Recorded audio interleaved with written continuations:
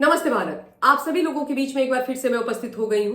तो निवेदन सबसे पहले वही कि प्लीज आप सब लोग इस वीडियो को लाइक कीजिएगा, अंत तक देखिएगा, शेयर कीजिएगा और साथ के साथ मेरे यानी आपके अपने चैनल ममता पे न्यूली काले उवाज को सब्सक्राइब करते हुए बेल आइकन को जरूर हिट कर दीजिएगा, ताकि जब भी मैं लाइव आऊं, कोई रील या वीडियो अपलोड करूं तो उसकी नोटिफिकेशन आप सभी लोगों को तुरंत मिल जाए।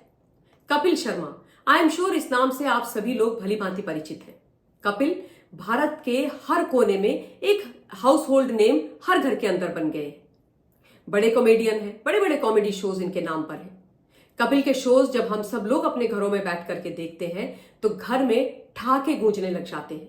सबके चेहरों पर हंसी और मुस्कुराहट आ जाती है। कोई दुखी भी हो तो वो भी पल भर के लिए अपना दुख भूल जाता है। इस समय नेटफ्लिक्स पर कपिल का the great Indian Kapil Sharma नामक एक शो चल रहा है, पर इस समय कपिल और उनका यह शो दोनों ही बड़ी लीगल मुसीबत में फंस गए। दोनों को ही बंगाली समाज से एक लीगल नोटिस मिला है, वो भी भारत की एक महान हस्ती, महान विभूति का शो के दौरान अपमान करने के लिए। एग्जैक्टली ये जो नोटिस आया है वो आया है बोंगो भाषी महासभा फाउंडेशन से, और उसमें यह बात स्पष्ट कर दी गई है कि कपिल ने एक अक्षम्य अपराध किया है। दरअसल भारत के मान, सम्मान और अभिमान, नोबेल पुरस्कार से सम्मानित परम श्रद्धेय गुरुदेव रविंद्रनाथ टैगोर जी का जो एक बहुत ही फेमस चर्चित गीत है एकला चलो रे, उसका अपमान किया गया है शो में। आप सब जानते हैं कि कपिल के शो में बड़े सारे जो एक्टर्स हैं वो अपनी पिक्चर आदि को प्रमोट करने आते हैं, जो बड़ी अच्छी बात है। उसके बाद शो में हंसी मजाक होता है, वो और भी अच्छी बात है, क्योंकि मैं हमेशा ये कहती हूं कि किसी को रुलाना बहुत आसान है, लेकिन हंसाना बड़ा ही मुश्किल टास्क है। अब इसी एक कार्यक्रम था जिसमें काजोल और कृति अपनी एक पिक्चर को प्रमोट करने आए थे। कपिल के जो को स्टार है कृष्णा अभिषेक, उन्होंने अपना जो एक्ट था जैकी श्रॉफ बनके जो उन्होंने किया था, उसमें जो एकला चलो रे गाना है उसमें एकला शब्द को पचला से परिवर्तित कर दिया, और उसके साथ साथ ये भी कहा कि एकला यानी अकेले नहीं चलना चाहिए, क्योंकि आपके पीछे कुत्ते पड़ जाते हैं या कुत्ते पड़ सकते हैं। अब इससे पूरा जो बंगाली समाज है, हमारे बंगाली भाई बहन है, वो बड़ा आहत है। वो कह रहे हैं कि ये जो मजाक है ये ह्यूमर नहीं है, ये मौकरी है, और आप परम श्रद्धेय गुरुदेव जी की कला के नाम पर मौकरी नहीं कर सकते हैं। मैं आपको यह भी बता दूं कि आदरणीय गुरुदेव जी ने भारतवर्ष का राष्ट्रगान भी लिखा है, जन गण मन। उसके रचयिता भी गुरुदेव है, और गुरुदेव जी इस देश के अंदर एक लेखक रहे, कवि रहे, संगीतकार रहे, दार्शनिक रहे, नाटककार रहे, समाज सुधारक रहे, और उन्होंने न केवल बंगाली अपितु जो भारतीय कला है उसको भी पुनर्जीवित करने का काम किया है। गुरुदेव को जो नोबेल पुरस्कार मिला था वो 1913 में मिला था। उनकी एक कालजयी रचना थी गीतांजलि, उसके लिए। इनफैक्ट वो पहले गैर यूरोपियन बने थे जिनको नोबेल पुरस्कार से सम्मानित किया गया था।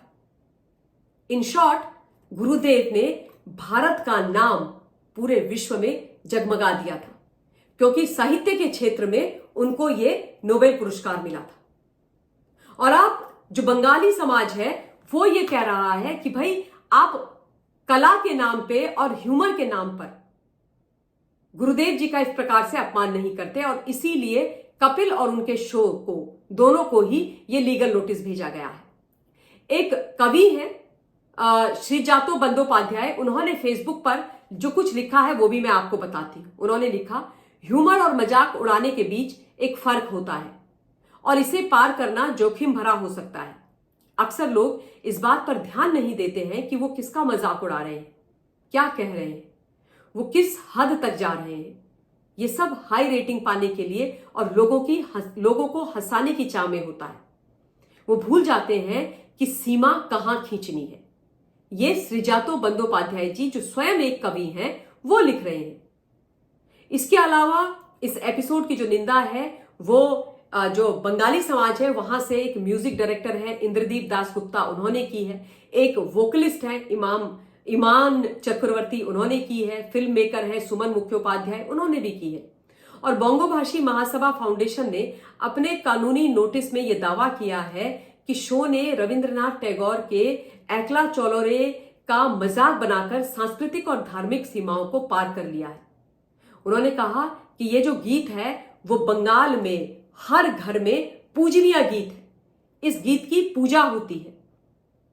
तो इस बात से बहुत ज्यादा आहत पूरे का पूरा समाज है, बहुत ज्यादा वो दुखी है। और उनका ये भी कहना है, उनका ये भी मानना है कि आप जब भी कोई भी स्क्रिप्ट लिख रहे हैं तो बहुत सोच समझ के लिखिए।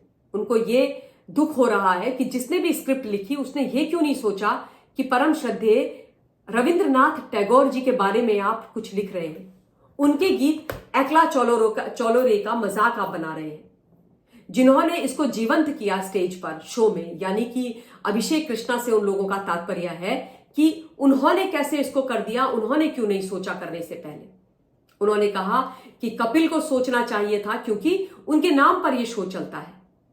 उसके अलावा जो शो के मेकर्स हैं, जो कंटेंट क्रिएटर्स हैं, जो क्रिएटिव डायरेक्टर्स हैं, जो प्रोड्यूसर्स हैं, उन सब से भी जो बोंगो भाषी महासभा फाउंडेशन है, उनकी नाराजगी है।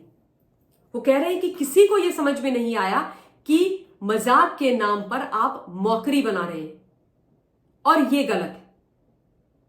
इस प्रकार से कोई भी चीज नहीं होनी चाहिए। इस समय वहां से जितने भी आहत लोग हैं उनका यही सुर निकल करके आ रहा है कि ये बिलो द बेल्ट आप हिट कर रहे हैं, ये मजाक नहीं है।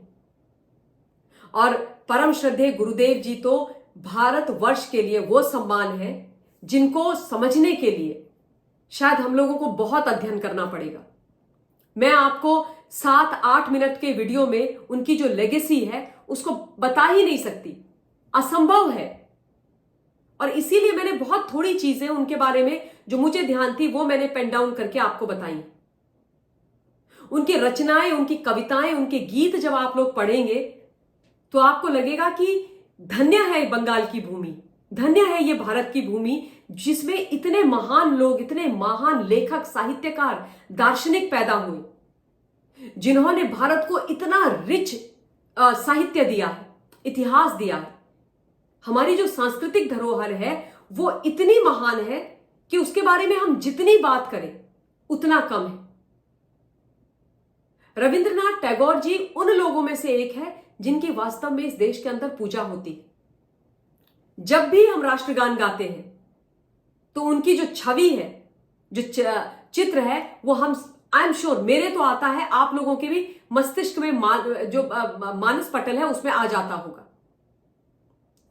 तो अभी उनकी तरफ से यानी कपिल शर्मा की तरफ से या शो के मेकर्स की तरफ से इस बारे में कुछ भी कोई क्लैरिफिकेशन या कोई बाइट नहीं आई है। मैं उसका भी इंतजार कर रही हूं।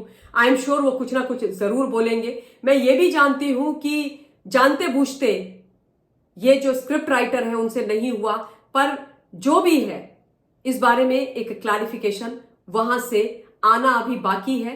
तो जो भी क्लैरिफिकेशन जब भी आएगा उसके बारे में भी मैं डेफिनेटली आप लोगों को बताऊंगी।